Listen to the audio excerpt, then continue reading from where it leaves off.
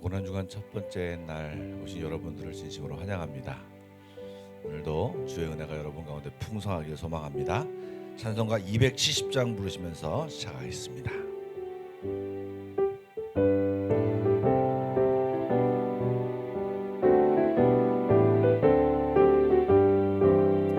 변찮는 주님의 사랑과 거룩한 보혈의 공로를 우리 다 찬양을 합시다. 주님을 만나볼 때까지 예수는 우리를 깨끗게 하시는 주시니 그의 피 우리를 눈보다 더이게 하셨네. 우리를 깨끗게 한 피는 무궁한 생명의 머리새, 생명의 구원을 받은 자 하나님 찬양을 합시다. 예수는 우리를 깨끗게 하시는 주시니 그의 피 우리를 눈보다 더이게 하셨네. 주님의 거룩한 보혈을 날마다 입으로 간증해 담대히 싸우며 나가세. 천국에 들어갈 때까지 예수는 우리를 깨끗게 하시는 주시니 그의 피 우리를 눈보다 더이게 하셨네. 십자가 단단히 붙잡고 날마다 이기며 나가세. 머리에 면류관 쓰고서 주 앞에 찬양할 때까지 예수는 우리를 깨끗게 하시는 주시니 그의 피 우리를 눈보다 더이게 예수는 나를 깨끗게 하시는 주시니 그의 피 나를 눈보다 더이게. 한 번만 더.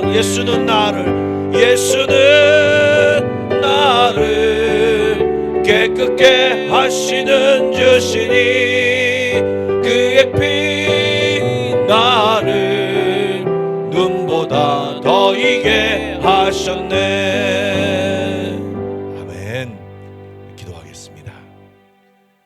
사랑의 하나님, 오늘도 이 자리에 저희들을 불러 모아주시고 주님을 기억하여 주님을 인정하고 주 앞에 나오게 하시니 감사합니다. 우리의 마음과 생각들을 주님 만져주시고 이 고난주간 특별 새벽 기도회 가운데 역사하여 주셔서 우리 마음과 생각이 주님 앞에 집중하며 주님을 주목하는 저희들 될 수 있도록 축복하여 주옵소서. 오늘도 말씀을 듣고 찬양하며 기도합니다. 이 시간 함께해 주시고 주의 은혜로 채워 주시옵소서. 예수님의 이름으로 기도드리옵나이다. 아멘. 말씀을 전하기에 앞서서 한 가지 간구 말씀을 드리면 5시 25분에 불이 켜지면 차량에 탑승하시면 좋을 것 같습니다. 오늘 우리에게 주신 하나님의 말씀은 마가복음 11장 15절부터 18절의 말씀입니다. 신약성경 73쪽이고요. 마가복음 11장 15절부터 18절인데요. 우리 한 절씩 교독하여 읽도록 하겠습니다. 제가 먼저 읽겠습니다. 그들이 예루살렘에 들어가니라. 예수께서 성전에 들어가사 성전 안에서 매매하는 자들을 내쫓으시며 돈 바꾸는 자들의 상과 비둘기 파는 자들의 의자를 둘러 엎으시며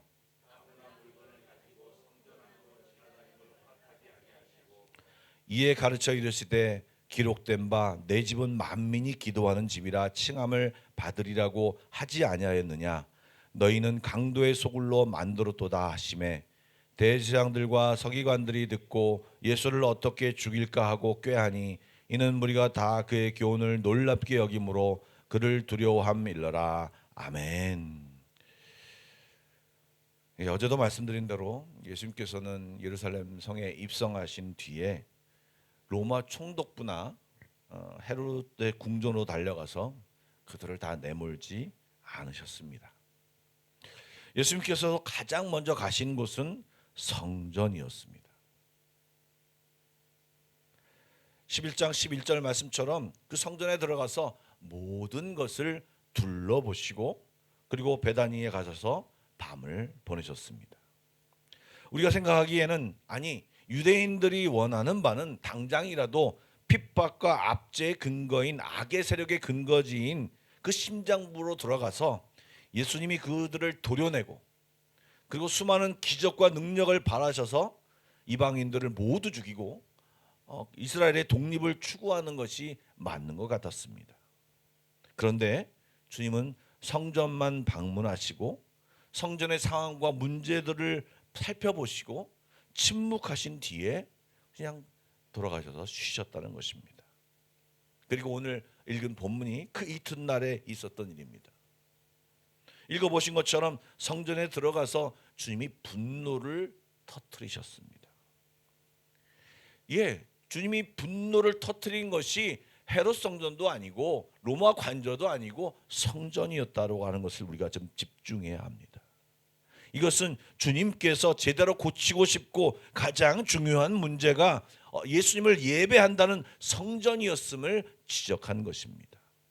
세상의 악함보다도 더 시급하고 더 먼저 고쳐야 하고 더 먼저 시정해야 할 곳이 어디냐? 바로 이 성전이라고 하는 것을 지적한 얘기하고 싶은 것을 말하는 것입니다. 동일합니다. 십자가의 은혜를 제대로 경험하기 위해서는 하나님의 은혜를 경험하기 위해서는 가장 먼저 엎어야 할 것은 뭐냐면 남의 상이 아니라 문제를 엎을 것이 아니라 내 안에 숨겨져 있는 세속적인 자아 그리고 내 죄악들인 것입니다. 나를 주님 앞에 바로 먼저 세워야 그것이 시작이 되는 것입니다.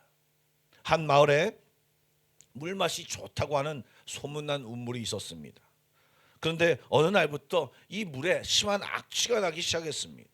사람들은 그 악취를 없애보려고 소독약을 부어보기도 하고 향기 나는 약초 같은 것을 띄워보기도 하고 심지어는 그 곁에 예쁜 지붕을 달아놓아서 그 노력을 했습니다.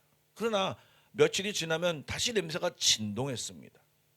결국 지혜로운 노인이 와서 우물을 바닥까지 다 퍼내었습니다. 그리고 그 안에서 드러난 들짐승의 사체가 썩어가고 있는 것을 발견했습니다. 그 들짐승의 사체를 끄집어내고 그리고 그 진흙으로 그 밑에 있는 진흙을 긁어낸 뒤에 다시 맑고 달콤한 생수가 솟아나기 시작했습니다. 여러분 이것은요 우리 마음도 똑같습니다. 성전과 똑같습니다. 내 삶에서 악취가 나고 기쁨이 사라지면 우리는 사실 겉모습만 꾸미거나 또는 헌금이나 봉사로 그 종교적인 행위로 뭔가를 덮으려고만 노력합니다. 그것을 하면 되겠지라고 하는 생각이 많습니다. 하지만 예수님은 우리 마음 밑바닥을 다 퍼내라고 말씀하시며 그 깊어서 썩어져가는 그 탐욕과 이기심의 시체를 치워내라고 너의 죄악을 걷어내라고 말씀하시며 그래야 십자가의 생수가 은혜의 생수가 솟아오르고 주님의 은혜를 온전히 체험할 수 있다라고 가르치고 계시는 것입니다. 혹시 여러분들 중에 이 말씀을 과거에도 읽으시면서 주님이 좀 너무하신 거 아니야 라고 하는 그런 생각을 하신 분들이 충분히 있으실 것이라고 생각이 되어집니다. 저도 사실은 신학을 공부하기 전까지는 그냥 이 문제가 별로 그렇게 크게 와닿지 않았습니다. 그런데 그 이후에 이 상황을 살펴보니 너무나도 놀랐습니다. 저는 여러분들에게 이 상황을 좀 설명해 보겠습니다. 이스라엘 백성들은요, 유대인들은요, 20세가 넘어가는 남자들에게 매년 반세겔의 성전세를 거뒀습니다. 이 반세겔의 성전세는 어느 정도가 되느냐? 물론 그 당시에 환전과 요즘의 환전이 좀 다르긴 하지만 그냥 좀 이렇게 쉽게 이해하려면 한 우리나라 현재 화폐 가치로 한 20만 원에서 30만 원 정도의 성전세라고 합니다. 그러니까 연에 이거 한 번을 내도록 했습니다. 그런데 사실 이 6월절이나 이 명절 때 오는 사람들이 뭐 하는 사람들이냐? 유대인들이 디아스포로 흩어진 사람들입니다. 로마 각 지역에서 살던 사람들입니다. 그 사람들이 1년에 한 번, 세 번 이렇게 와서 명절에 와서 예배를 드리며 순례길을 걸어와서 예배를 드리며 거기 성전세를 바치는 것입니다. 그런데요, 그들이 사용했던 로마 동전에는 황제가 새겨져 있기 때문에 이건 우상 숭배라고 해서 그 돈을 받지 않았다는 것입니다. 그래서 은으로 만든 두로의 세겔이라고 하는 특별한 동전을 사용해서 성전세를 내게 했는데 그 로마의 그 돈을 성전 그 은으로 바꾸는 그것을 환전하는 장소가 바로 이 성전 앞에 있었던 것입니다. 문제는 그들이 요구하는 환전 수수료가 엄청났다는 것입니다. 학자들은요, 그 수수료가 하루 품삯인 1데나리온, 지금 반세겔이 2데나리온인데 그 환전 수수료가 무려 50%가 돼서 이것을 4개에서 바꾸게 했다라고 하는 것입니다. 하나님께 바칠 돈을 바꾸는 과정에서 가난한 순례자들의 등골을 빼먹는 상황이 바로 이 상황이었던 것입니다. 뿐만 아니라 여러분들 예배를 드리려면 제사를 드리려면 어떤 동물을 바쳐야 하지 않았습니까? 그러면 순례자들이 먼 길을 오면서 양이나 비둘기를 그래도 자기 나름대로 준비해서 가져오는 사람들이 있었을 것입니다. 그런데 이 순례자들이 갖고 오면 그 재물을 평가하는 그 이제 제사장들이 있는 것입니다. 그런데 이 먼 데서 갖고 오면 그 제사장들이 앞에서 평가할 때 그 제사장 그 재물의 비둘기나 이 양들의 어떤 색깔이나 어떤 그 트집을 잡아가지고 다 불합격 판정을 놓는 것입니다. 그리고 성전 안에서 파는 성전 인증 마크가 있는 것이 붙어 있으면 그 아무것도 따지지 않고 통과를 시키는 것이 합격 판정을 내리는 겁니다. 탈무드의 기록에 보면 이 성전 안의 재물 가격이 시장 가격보다, 그러니까 이 예배당 안에서 성전 안에서 파는 그 예물의 가격이 바깥에 예루살렘 성전의 시장 가격보다 무려 10배에서 20배까지 비쌌다고 합니다. 여러분, 가난한 사람들을 위해서 비둘기를 바치도록 했는데, 이 비둘기를 들여서 하나님께 제사하도록 했는데 그런 사람들을 대상으로 엄청난 폭리를 취했던 것입니다. 그런 수익금은 생각보다 엄청났습니다. 그 수익금은 당시 종교 최고 권력자인 대제사장인 안나스와 가야부 가문에게로 돌아갔습니다.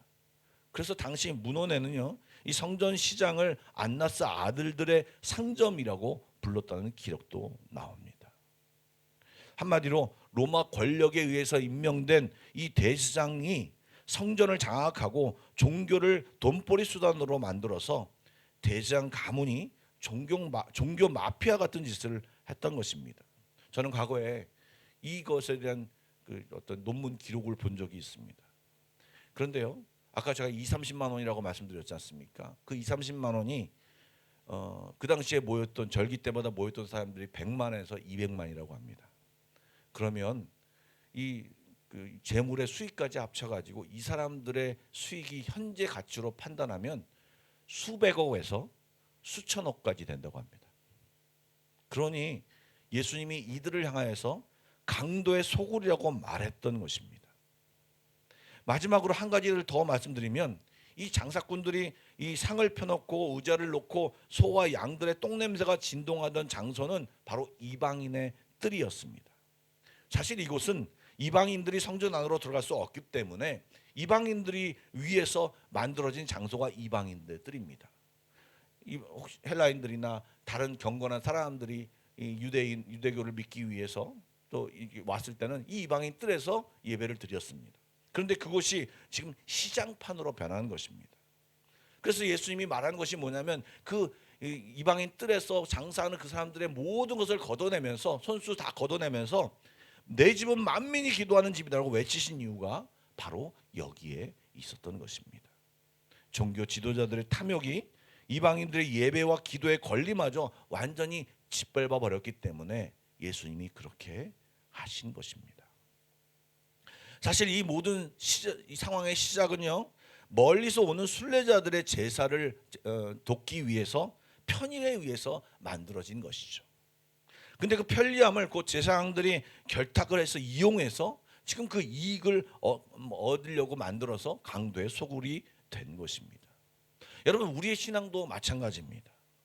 사실 하다 보면 종교생활이라고 하는 것이, 교회생활이라고 하는 것이, 예배드리라고 하는 것이 우리의 생활과 역행되기 때문에 어렵고 불편하고 그런 것들이 굉장히 많습니다. 그런데 내 어떤 유익, 어떤 편리함을 위해서 조금씩 그것을 바꾸다 보면 결국에는 원칙과 원래 의도와 원래 어떤 정신과는 전혀 다른 모습으로 변질될 수 있다라고 하는 것입니다. 그리고 또한 하나님을 향해서 하나님 앞에 헌신하며 하나님과 함께하는 모습이 되어지는데, 또 기도를 하다 보니까 내 문제만 기도하고 하나님의 문제는 관심이 없는 것입니다. 그래서 어떤 내 문제와 어떤 그것을 위해서 기도한다고 하면 사람들이 벌떼같이 모여들면서 주여 주여를 외치지만, 하나님의 선교와 어떤 전도와 구제를 위해서 한다 그러면 사람들이 그다지 모이지 않는 것입니다. 교회에서 편리함과 편의를 찾기보다는 원칙과 좀 더 몸으로 수고하는 일에 애쓰는 것이 더 값지고, 결국 지나고 보면 나에게 더 유익한 것을 발견하게 됩니다. 좀 더 고민하고 편의보다는 주님의 뜻에 순종하려는 포인트에 맞춰서 노력하는 것이 종국에는 우리에게 더 유익한 것이 많다는 것입니다. 오늘 그것을 생각해 보는 귀한 날이 되기를 소망합니다. 마지막으로 한 가지 더 추가하여 말씀드린다면, 예수님이 성전을 뒤엎으신 것은 파괴가 목적이 아닙니다. 그것은 회복이 목적입니다. 더러운 것을 드러내고, 정말 이 장소가 만민이 기도하는 집이니 너희들이 기도하고 하나님을 만나라. 그러면 사실은 로마든 그 어떤 것도 문제가 아니고, 이 하나님과의 관계 속에서 해결하면 그 모든 것은 자연스럽게 해결되는 것이다라고 하는 그 메시지를 주고 있는 것입니다. 여러분, 진정한 회복과 성장은 항상 계속 무엇을 더하고 채우는 데서만 시작되지 않습니다. 진짜 성장은 십자가 앞에서 내 안에 있는 불순물을 제거하고 비워내는 영적 청소에서 사실은 출발됩니다. 내 고집, 내 야망, 세속적인 가치관을 비워내는 그 빈자리에 예수 그리스도의 보혈과 예수님의 향한 기도가 채워질 때 우리에게 진정한 회복과 성장이 일어나는 것입니다. 사랑하는 성도 여러분, 예수님이 채찍을 들고 더럽혀진 성전을 뒤엎으셨습니다. 그런데 지금 우리의 마음을 두드리시며 혹시 우리의 마음의 성전을 보고 계신다면, 여러분, 주님은 어떤 마음을 갖고 계실까요? 적당히 타협하고 묻어뒀던 나의 여러 가지 일들, 내 안에 들어있는 탐욕스러움, 잘못된 것과 숨겨놓은 죄악들, 반복되며 외면한 죄악들, 혹시 이런 것이 있다면 주님이 치우시라면 여러분 오늘 이 아침에 치우는 시간이 되기를 원합니다. 또 말씀을 들으며 생각나는 것이 계속 있다면, 이 기간이 아니더라도 계속 몇 달째 말씀을 듣고 말씀을 묵상하고 기도할 때마다 생각나는 것들이 있다면, 이 시간 그것을 주님 앞에 이야기하며 결단하고 회개하고 방향을 바꾸고 주님께 나아가는 저와 여러분이 되기를 축복합니다. 여러분, 고난주간 첫날 우리의 마음과 생각을 주님 앞에 깨끗이 청소하는 시간이 되기를 소망합니다. 우리 다 같이 기도하겠습니다. 사랑의 주님, 내 안에 있는 강도의 소굴이 있다면 주님 허물어 주십시오. 그리고 우리 안에 있는 죄악과 허물이 있다면 하나님 이 시간 고백하겠사오니 사하여 주시옵소서. 내 영혼이 거룩하게 비워지도록, 거룩하게 되도록 주님 인도하여 주시고, 오직 십자가의 은혜와 기도로 채워지는 이 아침이 되게 하여 주시옵소서. 간절히 부르짖음으로 나가는 이 새벽 첫날 아침에 우리 모두에게 주님의 은혜로 채워 주시옵소서. 예수님의 이름으로 기도드리옵나이다. 아멘.